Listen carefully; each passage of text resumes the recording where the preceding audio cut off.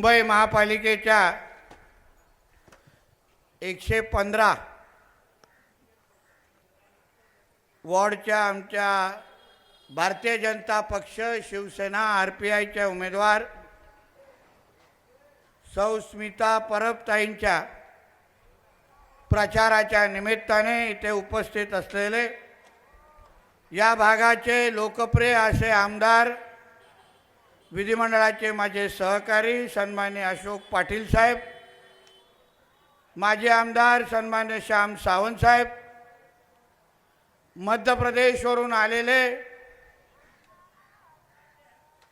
महामंत्री आणि तसं त्यांच्या काही लिंक आमच्या कोकणाची पण आहेत, ते आम्हाला जे सांग बरोबर तुम्ही मला भांडूपमध्येच भेटलात मग तसे आमचे गौरव रणदिवेजी, उपस्थित असलेले शिवसेनेचे नेते संदीप जळगावकरजी, सौ Vaishnavi Sarfare madam, Devendra Shringareji, Ritesh Sawant, Vaishnavi Mane madam, Nikita Ghadigaonkar madam, Yatin Sawant आणि आमचे इकडचे पण सावंत आहेत ना, ते पण सावंत आहेत, राजा सावंतजी आमचे, उपस्थित असलेले भारतीय जनता पक्ष शिवसेना RPIचे सर्व पदाधिकारी कार्यकर्ते, उपस्थित असलेले सर्व वडीलधारी मंडळी, बंधू भगिनींनो आणि माझे सर्व तरुण मित्रांनो, मुंबई महापालिकेचा प्रचार हा आता 5 वाजता संपणार आहे आणि पूर्ण राज्यभरात प्रचार करत करत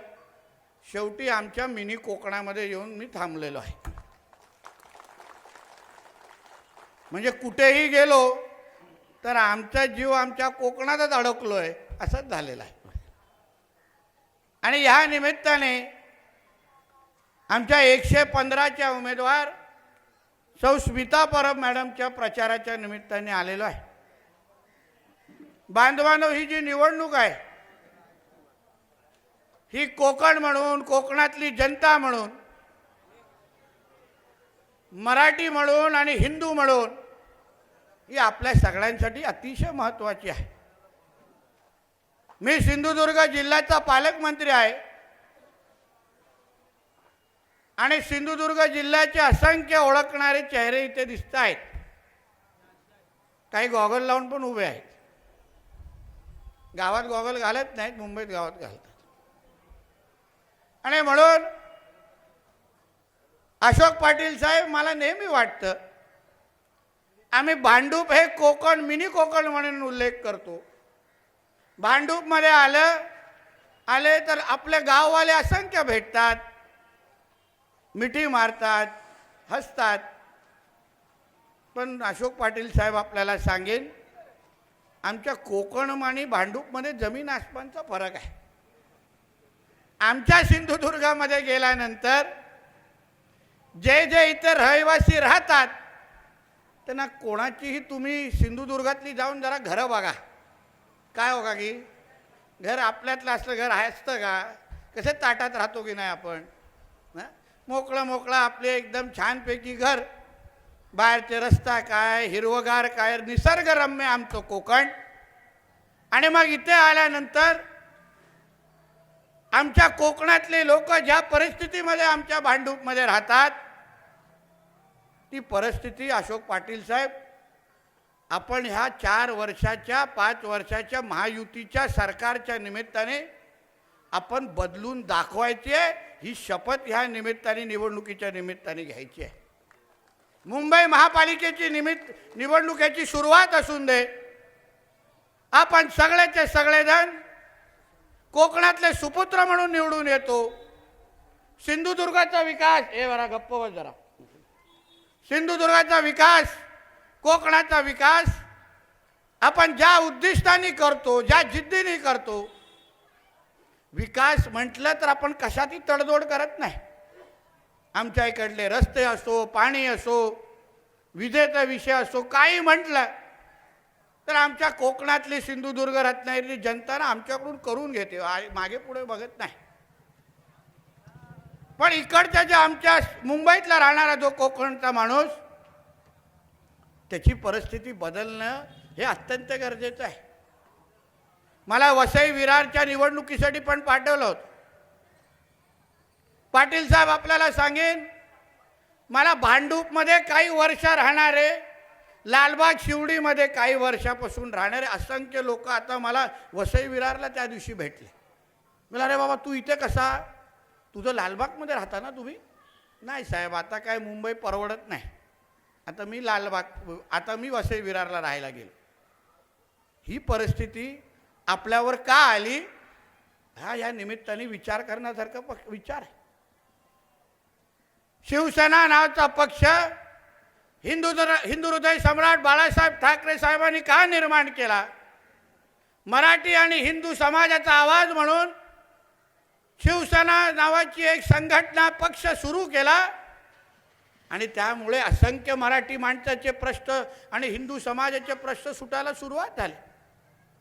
पण त्यानंतर येणारा जी पिढी आहे त्यांनी नक्की मराठी माणसाचा विकास केला की फक्त स्वतःचा विकास केला हा प्रश्न विचारणार की बाब आहे. कारण का भांडूपमध्ये राहणारा मराठी माणूस, लालबाग शिवडीमध्ये राहणारा मराठी माणूस हा त्याला इथून वसई विरारकडे फेकला गेला. पण मातोश्रीचं एक तर मातोश्री 2 झालं. त्याचा काय? आम्हाला 10 बाय 10 च्या फूटच्या घरामध्ये राहायला लागतं आणि ह्यांची घरं 9-9 माळ्याची झाली तरी बोलतात मराठी माणूस संकटात आहे, तरी बोलतात मराठी माणसाचं अस्तित्व, तरी बोलतात मराठी माणसाची शेवटची निवडणूक. अरे बाबा 30-40 वर्ष तुम्ही होता ना मराठी माणसासाठी, तुम्ही मराठी माणसासाठी संघर्ष करण्यासाठी उद्धवजींच्या नेतृत्वात मुंबई महापालिका दिली होती ना. मग मराठी माणूस मुंबईतला नेमका का कमी झाला ह्याचं उत्तर कधीतरी उभाटावाल्यांनी दिलं पाहिजे, किंवा आता त्यांच्याबरोबर गेलेले फरफडत गेलेले मनसेनावाल्यांनी दिलेलं पाहिजे. ह्याचं उत्तर का आम्हाला देत नाही. आज मुंबईतला राहणाऱ्या मराठी माणसाचा टक्का किती आहे बघा. 1960ला जेव्हा मुंबई महाराष्ट्राला मिळाली आणि राज्याची स्थापना होत असताना आमच्या मुंबईतला राहणाऱ्या मराठी माणसाचा टक्का किती होता बघा. आणि आता मुंबईतला राहणारा मराठी माणूस तर नेमका टक्का किती हे कधीतरी ह्या 2 ठाकरेंना व्यासपीठावर विचारावं. शेवटची निवडणूक किती घाबरवणार आम्हाला? तुमची काय आमची? करा या 15 तारखेला 16 तारखेला महायुतीची सत्ता आल्यानंतर उद्धव ठाकरे काय मुंबईमध्ये राहत नाही. बॅग पॅक करणार आणि लंडनला निघून जाणार. तो काय राहत नाही इथे. मी आत्ता सांगून जातो. 16 तारखेच्या रात्रीची तिकीट काढून घेतली आहे. तो आणि त्याचे 2 पेंग्विन बसवणारे निघून जाणार इथे. तो काय तुमच्याकडे राहत नाही. म्हणून बोलतो शेवट आपली नाही त्याची शेवटची आहे. आणि म्हणून तुम्ही सगळ्या जणांनी बघा कसा आवाज, मिरची लागल्यावर बघा आवाज कसा वाढतो. आम्हाला कळत नाही, आम्ही पण त्याच्यातलेच आहोत. आम्हाला काय आवाज वाढवायला येत नाही. थोडं जरा आता होऊन दे 16 तरी कुठून फटाके लावतो बघा आम्ही पण. आम्ही काय व्हाईट कॉलर दिसलो काय हो सांगतो. आणि म्हणून सांगतो तुम्ही सगळ्या जणांनी विचार करायला हवा. अशोक पाटील साहेबांसारखा एक सक्षम आमदार तुमच्याकडे आहे. श्याम सावंत साहेबांसारखे नेते आहेत. आज आम्ही मंत्रिमंडळामध्ये तुमच्या सेवेसाठी बसलो आहे. आदरणीय राणे साहेब रत्नागिरी सिंधुदुर्गचे खासदार म्हणून लोकसभेमध्ये तुमच्यासाठी बसले आहेत. तुम्ही फक्त निर्धास्त होऊन आता आपण कोकणी माणूस म्हणून आता ह्यांचा विचार करायचा नाही, आता आपला विचार करायचा. मी माझ्या मुलासाठी, मी माझ्या हक्काच्या घरांसाठी मी पण दर्जेदार आयुष्य जगणार. मी पण चांगल्या घरामध्ये राहायला जाणार आणि ते पण मुंबईतच राहणार. हा निर्धार करून तुम्ही 15 तारखेला निवडणुकीकडे पाहिलं पाहिजे. तुम्हाला मुंबईमध्ये मराठी माणसाचा बरोबर कोकणातल्या माणसाचा पण टक्का 2014 उमेदवार सुप्रिया धुरत आई हे शिवसेना. हां मालूम आहे ताई. हां ठीक आहे. नाही लिंक लागली होती ना म्हणून बघितलं नाही ताई. आमचे काय फायरिंग चालू झाल्यावर इकडे तिकडे बघत नाही ना. हां ताई शुभेच्छा तुम्हाला. आमच्या धुरत ताई पण आल्या आहेत. तर म्हणून आपल्याला सांगतो ही निवडणूक त्या दृष्टिकोनातून महत्वाची आहे. आता आपण स्वतःबद्दल विचार करायला, काम करणारे लोक सत्तेमध्ये बसलेत, तुमच्या सगळ्यांच्या आशीर्वादामुळे बसलेत. जरा गावी फोन लावा कधीतरी, विचारा मुंबईपासून ते कोकणापर्यंत लोकसभेची निवडणूक झाली, उद्धव ठाकरेचा एक खासदार निवडून आला नाही. एक खासदार, सगळेचे सगळे महायुतीचे खासदार तिथे बसलेले आहेत. कोकणातल्या जनतेने निर्धार केला आणि सगळेचे सगळे खासदार आपल्या महायुतीचे तिथे पाठवले आहेत. तीच परिस्थिती विधानसभेला पण झाली. उद्धव ठाकरेचा एक खासदार तो भास्कर जाधव, तो पण काट्यावर त्याला निवडून दिलेला आहे. बाकी सगळे महायुतीचे निवडून गेलेलो आहेत आम्ही.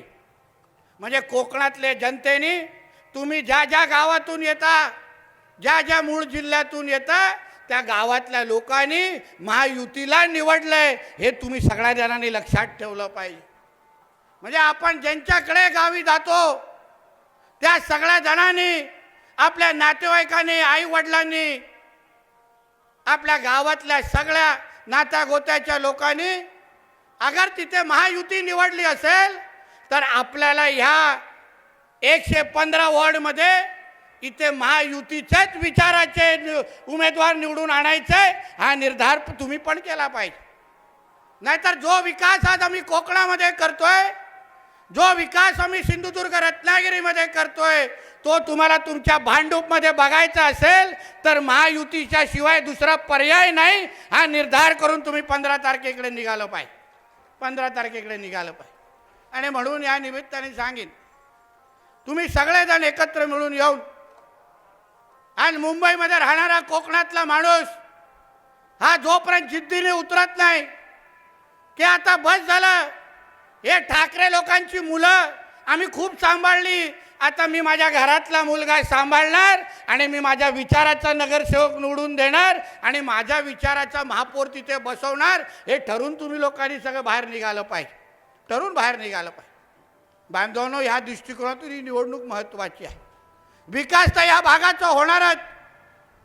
SRAचे प्रकल्प असतील किंवा इथे खेळण्याच्या मैदानाचा 3 एकरचा जो प्लॉट जे तुम्हाला हवा आहे ना, तो तुम्हाला नक्की मिळेल. हा शब्द तुम्हाला मी राज्य सरकारचा प्रतिनिधी म्हणून तुम्हाला इथे देऊन जातोय, शब्द देऊन जातोय.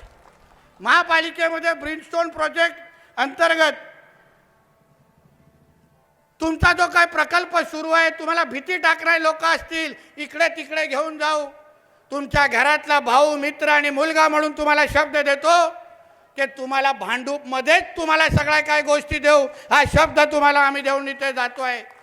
रस्त्यांच्या रुंदीकरणाचा विषय असो, हे सगळ्या गोष्टी सांभाळण्यासाठी आम्ही सगळेजण महायुती म्हणून सक्षम आहोत. त्याची तुम्ही चिंता करू नका. तुम्ही फक्त येणाऱ्या 15 तारखेला कोकण म्हणून, मुंबईकर म्हणून, हिंदू म्हणून तुम्ही सगळेजण एकत्र येऊन एक ताकदीने महायुतीच्या समोर उभे राहा, एवढं तुम्हाला आत्मविश्वासाने सांगतो. हे 2 भाऊ एकत्र येण्यावर विश्वास ठेवू नका. ह्या सगळ्या लोकांनी त्यांच्या आब्बा जो पाकिस्तानमध्ये बसलाय ना, त्यांच्याकडून या दोघांनी सुपारी घेऊन हे दोघं आलेले आहे. त्यांना हिंदू मतांमध्ये फूट पाडायची आहे. त्यांना माहिती आहे मराठी उत्तर भारतीय सगळ्यांमध्ये भांडत बसले तर हे गोलटोपी दाढीवाले जास्तच खुश होतील, म्हणून ह्या लोक आमच्यामध्ये फूट पाडायला आलेले आहे. बघा लोकसभेमध्ये काय झालं. उद्धवजींचा जिथे जिथे खासदार निवडून गेला, महाविकास आघाडीचा आणि ह्या लोकांचा जेवढे खासदार निवडून गेले, प्रत्येकाच्या विजय मिरवणुकीमध्ये हिरवे गुलाल उडवलं गेले, पाकिस्तान जिंदाबाद म्हटलं गेलं. तेच तुम्हाला ह्या 16 तारखेला इथे बघायचं आहे का, हा विचार तुम्ही सगळ्या जणांनी करायला पाहिजे. आज हिंदू म्हणून तुम्हाला तुमच्या विचाराचे अगर तुम्ही नगरसेवक तिथे निवडून पाठवलेत तर तुम्हाला ह्या भांडूपमध्ये, या 115 मध्ये तुम्हाला जय श्रीरामचेच नारे ऐकायला मिळणार. हा तुम्हाला आत्मविश्वासाने तुम्हाला सांगतो. हे तुम्हाला दुसरे हे जे काही ठाकरे बंधूचे उमेदवार कोण निवडून गेले, तर ह्या तुम्हाला भांडूपच्या प्रत्येक गलीमध्ये फक्त ना फक्त सरतन से जुदा आणि पाकिस्तान जिंदाबाद शिवाय तुम्हाला काहीच ऐकायला मिळणार नाही. हे तुम्हाला आत्मविश्वासाने सांगतो. आज सकाळी माझ्या ट्विटरवर एक व्हिडिओ टाकलेला आहे. काही गोल टोपी दाढीवाले प्रत्येक घरावर जात आहेत, त्यांच्या मोहल्ल्यांमध्ये जात आहेत, दरवाजा ठोकतायत आणि तिथे सांगतायत कि अजान के खिलाफ बोलने वालों को के खिलाफ तुमको आने वाले 15 तारीख को वोट करना है. मस्जिद के खिलाफ बोलने वालों के खिलाफ तुमको 15 तारीख को वोट करना है, तुमको बीजेपी के खिलाफ वोट करना है. हे सांगतायत दरवाजावर जाऊन. आपण धर्मामध्ये वाद नाही करायचं होता ना. ही निवडणूक विकासावर लढवायची होती ना. आम्ही अगर हिंदूंची बाजू घेतली तर लगेच हे मीडियावाले आमच्या नावाने ब्रेकिंग न्यूज चालवतात की बघा नितेश राणे धर्मामध्ये आग लावतात. मग हे जे काय दरवाजावर ठोकून जे सगळीकडे सांगतायत की अजानच्या विरोधात बोलणाऱ्या लोकांना तुम्ही मतदान करू नका, मग ते काय सत्यनारायणची पूजा घालायला त्या दरवाजावर जात आहेत का? ते काय वेगळं करतायत?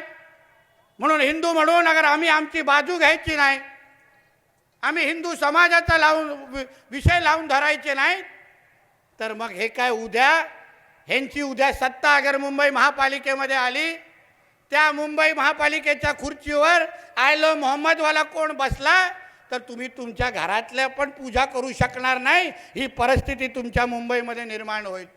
ही परिस्थिती तुमच्या भांडूपमध्ये निर्माण होईल. आज बघा आपण गुणगोविंदेने सगळे राहतो, हिंदू म्हणून राहतो, सगळे सणासुदी आपण साजरा करतो. असंख्य कोकण महोत्सव आमचे धुरतजी आणि सगळेजण घेतात दरवर्षी. आम्ही दरवर्षी येतोय. कोकणातला माणूस त्या निमित्ताने एकत्र येतो. असंख्य हिंदू पण एकत्र येतात. कोणी अडथळे आणत नाहीत. आम्ही कोणाच्या सणासुदीकडे बघत नाहीत. आम्ही ईद आणि मोहरमच्या मिरवणुका निघाल्या, आम्ही काही बोलत नाहीत, आम्ही त्यांना साजरा करायला देतो. पण तोच नियम आमच्या हिंदू सणांच्या वेळी कोण लावतं का ह्याचाही कधीतरी विचार झाला पाहिजे. बघा आमच्या गणेश चतुर्थीच्या मिरवणुका निघतात, नवरात्रीच्या मिरवणुका निघतात, तेव्हा मग कशी दगडी मारली जातात. मग गणेश चतुर्थी हा आमच्या कोकणातल्या माणसासाठी त्याच्यापेक्षा मोठा सणच होऊ शकत नाही. प्रत्येक कोकणातला माणूस गणेश चतुर्थी म्हटलं तर मुंबईतल्या कितीही मोठे पगाराची नोकरी असते ते बाजूला टाकून आपल्या गावाकडे निघून जातो. आता त्याच सणासुदीमध्ये अडथळे अगर कोण आणत असतील तर आपण हिंदू म्हणून आणि कोकणातली जनता म्हणून आपण सहन करणार का, हा प्रश्न तुम्ही एक दुसऱ्याला विचारला पाहिजे. आज आम्ही सगळेजण सत्तेमध्ये बसलो आहेत. तुम्हाला ज्या सुविधा पाहिजेत, जे तुमचे प्रश्न सोडवायचे आहेत, मी तुम्हाला विश्वास देतो तुम्ही या वॉर्डमध्ये आमच्या परबताईंना आणि आमच्या महायुतीच्या विचाराला उमेदवाराला निवडून द्या. आमच्या अशोक पाटील साहेबांबरोबर एकत्र येऊन तुमच्या प्रत्येक कोकणी माणसाच्या प्रत्येक स्वप्न पूर्ण करण्याची जबाबदारी ही आमची असेल. आज तुम्हाला शब्द देऊन इथे मी जाणार आहे. जे मागाल ते भेटेल. गावाकडे जायचं आहे तिथे तुम्हाला गाड्यांची सुविधा पाहिजे असेल, ST बसची सुविधा पाहिजे असेल, येते ना पुढच्या वर्षी पुढच्या महिन्यात अंगणेवाडी येते. किती आहे? यावेळी 9 तारखेला आहे. कुणकेश्वर जत्रा 17 तारखेला आहे. गावी जायचं आहे ना? किती लोकांना गावी जायचं आहे सांगा मला. बघा लाईनी मेजॉरिटी आहे आमच्या लोकांची. मग गावी जाण्यासाठी तुम्हाला अंगणेवाडीची भराडी देवीकडे जायचं असेल तर भराडी देवीकडे साकडं द्या की आम्हाला आमच्या मुंबईमध्ये आमच्या भांडूपमध्ये पहिला महायुतीच्या नगरसेवक आम्ही निवडतो आणि मग तुझ्या दर्शनासाठी येतो, असं हक्काने तुम्ही जाऊन सांगा. हक्काने जाऊन सांगा. बघा देवी किती प्रसन्न होते. मला वा चांगला आहे, यावेळी जरा डबल देते तुला असं सांगून पाठवेल पण. आणि म्हणून या निमित्ताने सांगेल असंख्य विषय आहे तो बोलण्यासारखे, करण्यासारखे. काम करणारे लोक आज लोकप्रतिनिधी म्हणून तुमच्याकडे निवडून गेलेले आहेत. आज सिंधुदुर्ग असो, रत्नागिरी असो, त्या भागाचा विकास आमच्या भांडूपमध्ये पण आम्हाला बघायचा. हिंदू हृदय सम्राट बाळासाहेब ठाकरे नेहमी बोलायचे की कोकण हा शिवसेनाचा कणा आहे, पण तोच कणा मोडण्याचं काम ह्याच उद्धव ठाकरेंनी केलेलं आहे, हे लक्षात घ्या. कोकणी माणसाला नेहमी बेरोजगार कोणी ठेवला असेल तर ह्याच उद्धव ठाकरे. कुठलाही कोकणामध्ये प्रकल्प आला तर हा आता काळ्या मांजरासारखा वाकडा जातो. बरोबर. जे कुठलाही तुम्ही बघा आपली ती कुठला आपलं तो जैतापूरचा प्रकल्प आला, तो आपला नाणारचा आला, कुठला आपला सिवळचा प्रकल्प आला, काही म्हटलं तर हा वाकडा जाणार म्हणे जाणार काळ्या मांजरासारखा. म्हणजे ह्याच्या आदित्यला बेरोजगार ठेवलं तर चालणार नाही, पण आमचे मुलं बेरोजगार झाले तर चालतं ना. ह्याबद्दल तुम्ही सगळ्या जणांनी विचार करा. शेवटी येणारी 15 तारीख तुम्ही सगळ्या जणांनी भांडूप म्हणून, आमच्या कोकणातले जनता म्हणून तुम्ही एक निर्धार करा. जसं आम्ही सिंधुदुर्ग, रत्नागिरी राणेसाहेबांकडे, राणेसाहेबांच्या नेतृत्वात आम्ही तो विकास करण्याची जबाबदारी त्यांच्याकडे दिली आहे, तशीच भांडूपचा पण कायापलट करण्याची जबाबदारी एकदा 5 वर्ष आमच्या खांद्यावर टाका. आम्ही तुम्हाला विश्वास देतो, सिंधुदुर्ग आणि रत्नागिरीपेक्षाही सुंदर तुमचा भांडूप आम्ही करून दाखवू, हा शब्द तुम्हाला देऊन जातो. सगळं शक्य आहे, तुम्ही चिंता करू नका. तुम्हाला वाटेल काय वेळासारखं बोलतो, काय नाही, शक्य आहे. फक्त समुद्र आणू शकत नाही एवढंच. नाही वाटेल की समुद्र पण आणा इथे, ते होणार नाही. बरोबर आहे ना काका, ते नाही होणार. बाकी सगळं शक्य आहे. सगळं तुम्ही फक्त आमच्या विचाराचे नगरसेवक द्यायचे.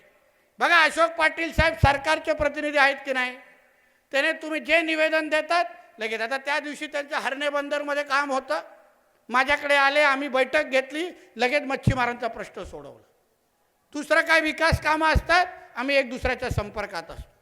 हा जो काही आपसामध्ये जो संवाद आहे ना, त्याचा फायदा तुम्ही सगळ्या जणांनी घेतला पाहिजे.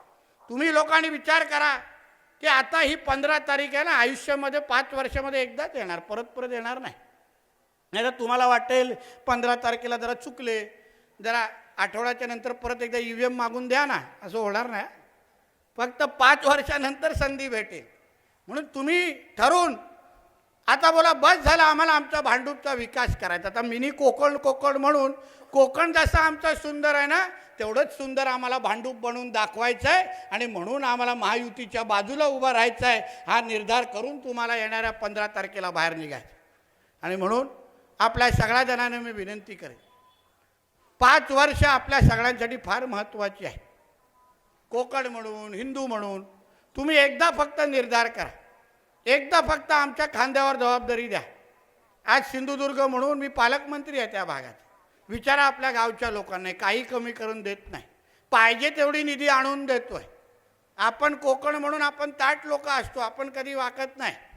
आणि सरकारमध्ये तुमच्या या भावाचं मजबूत वजन आहे. आमच्या देवेंद्रजींच्या लाडक्या यादीमधला तुमचा हा भाऊ आहे, म्हणून चिंता करू नका.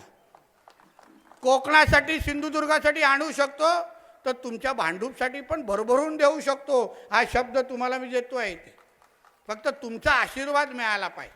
नाहीतर तुम्ही इथे उभाटावाल्यांना निवडून दिलं, कोणत्या मनसेना फनसेनावाल्यांना निवडून दिलं, कसा करू विकास? ते माझी कामं व्हायला देणार? मी बोलणार आहे बाबा भांडूपसाठी निधी द्यायचे.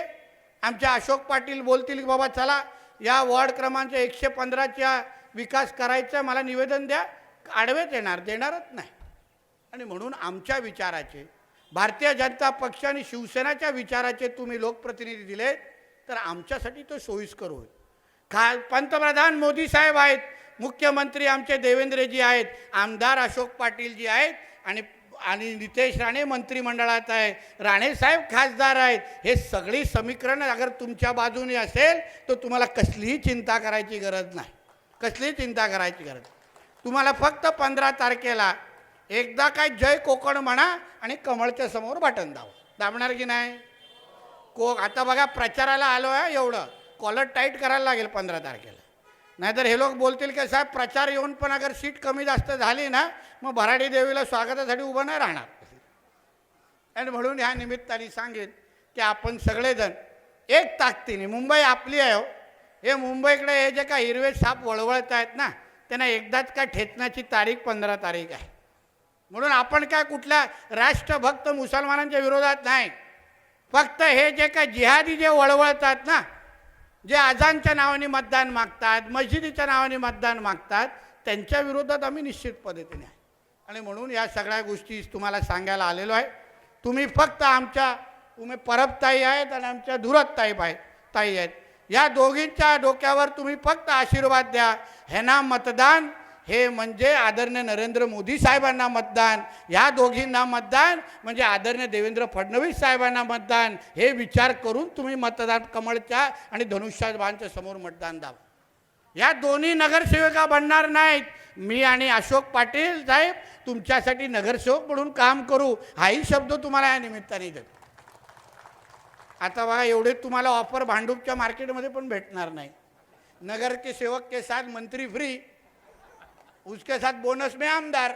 आता कुठे भेटणार अशी ऑफर सांगा तुम्ही. आता म्हणून या सगळ्या गोष्टी तुम्हाला सांगून तुम्ही फक्त मोठ्या संख्येने बाहेर नाही. आता उद्या मकर संक्रांती आहे. उद्या आमच्या गुजराती समाजाचे आणि मारवाडी समाजाचे जे काही आपले लोक आहेत टावर बिवरमध्ये इथे आलेले, त्या सगळ्या जणांना फक्त माझी एक विनंती सांगा. सगळे बघा कसे गुजरातला जातात पतंग उडवण्यासाठी. मग आता तेच अगर इथून खाली झाले आणि समोरून अगर हे फटवा काढणारे मोठ्या संख्येने बाहेर निघाले तर नुकसान कोणाचं? आपल्या सगळ्यांचं. मग यासाठी जरा विनंती करा त्यांना जाऊन माझ्या वतीने की बाबा ह्या वर्षी जरा मकर संक्रांतीला ना तुम्हाला कुठल्या रंगाचे पतंग पाहिजे ना आम्हाला सांगा ना. कसे पाहिजेत ते सांगा. आम्ही सगळे पतंग पद्धतीचे पतंग आणून देतो. पण मतदान केल्यानंतरच तुम्ही काय ते गुजरातला आणि आपल्या इकडे जा, त्याच्या अगोदर कुठे जाऊ नका. ही विनंती कराल जरा माझ्यासाठी.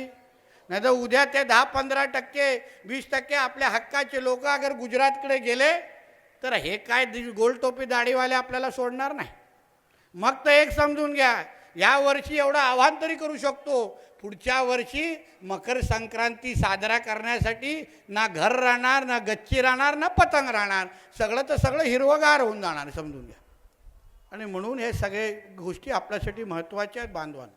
आपण विकास आणि हिंदू समाज म्हणून अगर विचार केला तर ह्या निवडणुकीमध्ये तुम्ही एकच निर्धार करा की जो कोण उमेदवार निवडून आला पाहिजे, की जो पण उमेदवार मी निवडून देईन तो जय श्रीराम म्हणणाराच पाहिजे, हा निर्धार करून तुम्ही मतदानाकडे निघाला पाहिजे.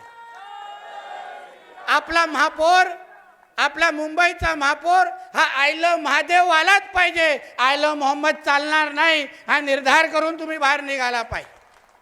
यासाठी ही निवडणूक महत्त्वाची आहे बांधवांनो. तुम्ही अगर ह्या दृष्टिकोनातून विचार केला नाही तर आपलं काय 16 तारखेला खरं नाही, एवढंही ह्या निमित्ताने सांगतो तुम्हाला. बघा कधीतरी त्या शिवाजी मानकुड बिनकुडचे भाग बघा. त्या दिवशी गेलेलो प्रचाराला. अरे तर पाकिस्तान आहे का कराची आहे हेच कळत नाही, की मुंबई आहे. सगळं काय आपलं सगळंच बदललं आहे. हे सगळे फेरीवाले विरेवाले सगळे बांगलादेशीने रोहिंगे भरत चाललेले आहेत. असतील तुमच्या भांडूपमध्ये पण खूप आहेत की नाही. असं दिसतात पण झाले आपल्यासारखेच, पण असतात वेगळे अल्लाह अकबरवाले म्हणजे. हां, पण तुम्ही फक्त 15 तारखेपर्यंत मला द्या. 2 दिवस राहिले, 2 दिवस. एकदा का तुम्ही मतदान केलं, 16 तारखेला आपली महायुतीची सत्ता आली, एका या बांगलादेशीला रोहिंग्याला तुमच्या मुंबईत ठेवणार नाही, हा देवेंद्रच्या वतीने तुम्हाला शब्द देतो, साहेबांच्या वतीने शब्द देतो. सगळी घाण साफ करून टाकणार आणि पाठवून देणार त्या त्यांच्या बांगलादेशकडे. जाऊन दे सगळी घाण तिकडे. असून दे इथे हिंदू फेरीवाले आम्हाला चालतील, हे आपले नको. हराम करणारे सगळ्या बाबतीमध्ये आणि हलाल करणारे. तुम्ही कधी विचार करा, त्यांच्याकडे ना 16 प्रकारचे हराम आहेत. 16 प्रकार. कधीतरी चुकून ह्या दुकानामध्ये कुठेतरी, आता यांची नवीन नाटकं पण सुरू झाली आहेत ना. बाहेर जय श्रीराम फुलवाले लिहिणार, आतमध्ये अब्दुल बसला असतो. ही नवीन नाटकं सुरू झाली आहेत. आणि त्यांच्याकडे गेल्यानंतर त्यांच्या काय ज्या धर्मपुस्तकांमध्ये ना 16 प्रकारचे हराम आहेत. आणि थुंकणं हे 16वं आहे. 16वं सर्वात खाली. विचार करा पुढचे 15 काय असतील. म्हणजे कुठल्याही दुकानात जाल आणि तिथे कोण आपला गोलटोपी दाढीवाला बसला असेल, त्याच्या हातातून फुलं घ्या, बिस्किट घ्या, काही घ्या, तो थुंकल्याशिवाय तुम्हाला देऊच शकत नाही. असे प्रकार यांचे असतात. चालतील काय भांडूपमध्ये? म्हणून विचार करून खरेदी करा. एक सांग, जो असला पाहिजे तो जय श्रीरामवालाच असला पाहिजे, हे ठरून दुकानावाल्याकडे जावा. बघा सगळे दुकानवाले हसत आहेत, हिंदूवाले. मला आमचा फायदा करून जाणार वाटतं. ते कमी करा बाबा. आमच्या कोकणातली मच्छीवाली बिर्याणी खावा, ती काय मटनपेक्षा चांगली असते मच्छी आमची. आणि म्हणून या निमित्ताने विनंती करेन, ह्या सगळ्या गोष्टी बघा अवेळी कशा आजान फजान वाजवत आहेत, बंद करायचे ना तुम्हाला. हे 15 तारीख द्या, लाऊडस्पीकर सकट त्यांच्या पाकिस्तानच्या अब्बाकडे पाठवून देऊ, बरोबर लावून त्यांच्या इकडे. म्हणून या सगळ्या गोष्टी तुम्हाला आम्ही सांगायला आलेलो आहे. तुम्ही फक्त येणाऱ्या 15 तारखेला आम्हाला आमच्या ह्या 115 आणि 113 ना ताई 14, 113 आणि 14च्या आमच्या दोन्ही शिवसेना आणि भारतीय जनता पक्षाच्या या दोन्ही उमेदवारांच्या मागे आशीर्वाद द्या. त्यांच्या मागे ताकद उभी करा. तुमच्या ह्या दोन्ही वॉर्डाची विकास करण्याची जबाबदारी ही आमची असेल हा विश्वास तुम्हाला आजच्या निमित्ताने देतो. इथेच थांबतो. जय हिंद, जय महाराष्ट्र, जय जय श्रीराम. बोला जय जय श्रीराम. जय श्रीराम. भारत माता की जय. भारत माता की जय. वंदे मातरम. वंदे मातरम. वंदे मातरम. छत्रपती शिवाजी महाराज की जय. छत्रपती संभाजी महाराज की जय. बोला बोला हर हर महादेव. हर हर महादेव. जय जय श्रीराम. जय जय श्रीराम. धन्यवाद. जय हिंद, जय महाराष्ट्र.